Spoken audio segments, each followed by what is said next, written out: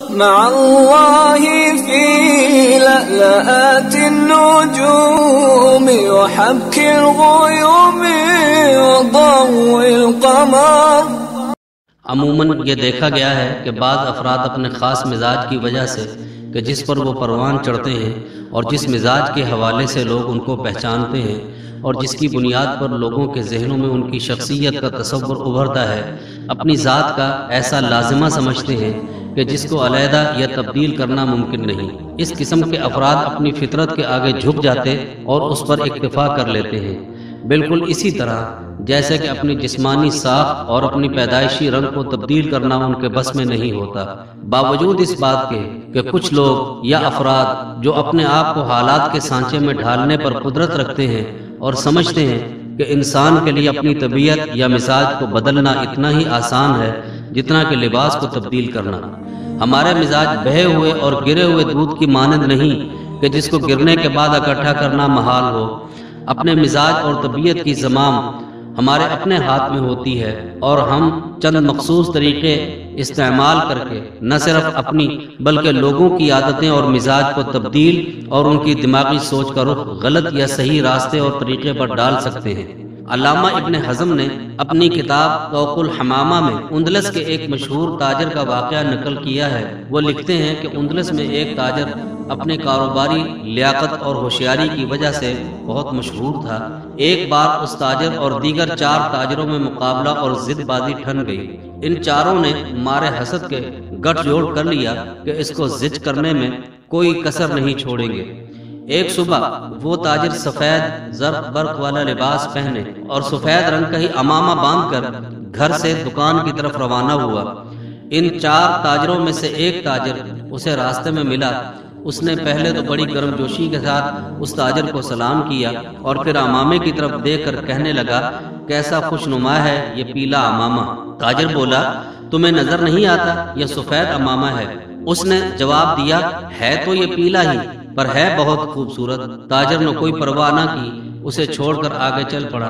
ابھی وہ چند قدم ہی چلا ہوگا کہ اس کو دوسرا تاجر ملا۔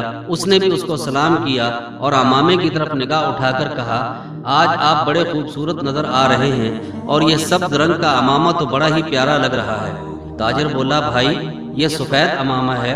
اس نے کہا، نہیں جناب، سبز ہے۔ تنگ آ کر تاجر نے کہا کہ یہ عمامہ سفید ہے، اب میری جان چھوڑ دو اور مجھے جانے دو، اور جاتے ہوئے اپنے آپ سے باتیں کرتا ہوا چلتا ہے اور اطمینان کرنے کے لیے کندھے پر لٹکتے شملے کو بار بار دیکھ کر کہتا ہے کہ یہ عمامہ سفید ہے۔ اور اسی شش و پنج میں وہ اپنی دکان پر پہنچ کر تالا کھولنے لگا تو تیسرا شخص آگے بڑھ کر بولا، بھائی واہ، آج کی صبح تو بہت خوبصورت ہے، اور اس پر ترا یہ کہ تمہارا دلکش لباس ہے، ماشاءاللہ، اور تمہارا یہ نیلا عمامہ تو سونے پر سہاگے کا کام کر رہا ہے۔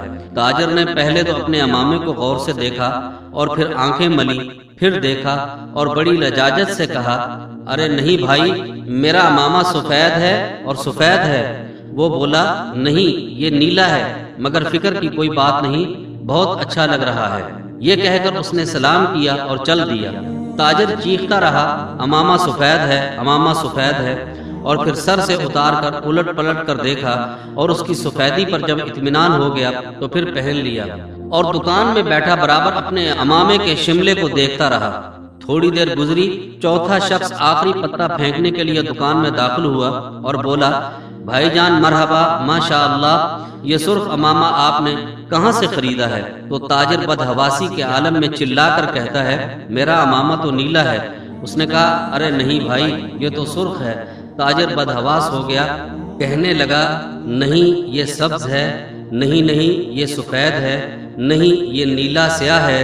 پھر ہنسا، پھر چیخا، پھر رویا اور کھڑا ہو کر اچھلا اور اس کے بعد دکان سے باہر کی طرف دوڑ لگا دی۔ ابن حزم کہتے ہیں کہ اس کے بعد وہ تاجر پاگل ہو گیا۔ میں نے اسے کئی بار دیکھا، وہ اندلس کی سڑکوں پر مارا مارا پھرتا اور بچے اسے کنکر مارا کرتے تھے۔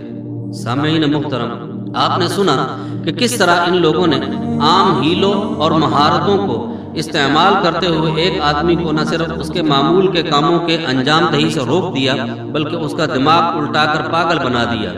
سوچنے کی بات یہ ہے کہ ہمارے لیے کیا اور کون سی مشکل ہے کہ ہم قرآن و حدیث کے نور سے روشن مہارتوں کو روب عمل لا کر کامیاب زندگی گزارنے کی کوشش نہ کریں۔ آپ اچھے ہنر اور مفید مہارتوں اور تجربوں سے واقفیت حاصل کریں اور ان کو سیکھیں اور پھر انہیں اپنا کر سعادت مندی سے بہرہ ہوں۔ اور اگر آپ یہ کہیں یا کوئی یہ کہے کہ میں اپنی زندگی کو نہیں بدل سکتا، تو جواباً میں کہوں گا کہ کوشش کر کے تو دیکھیں، آپ اپنا طرز حیات اور مزاج و عادتیں بدل سکتے ہیں۔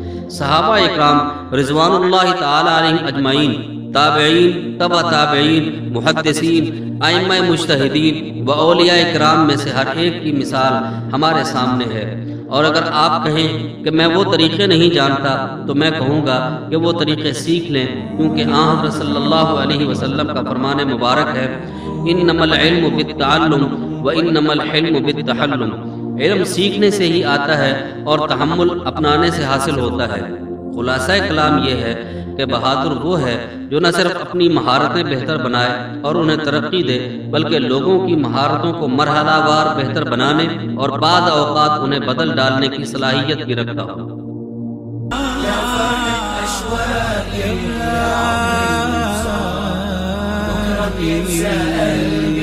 كل أيام الصعب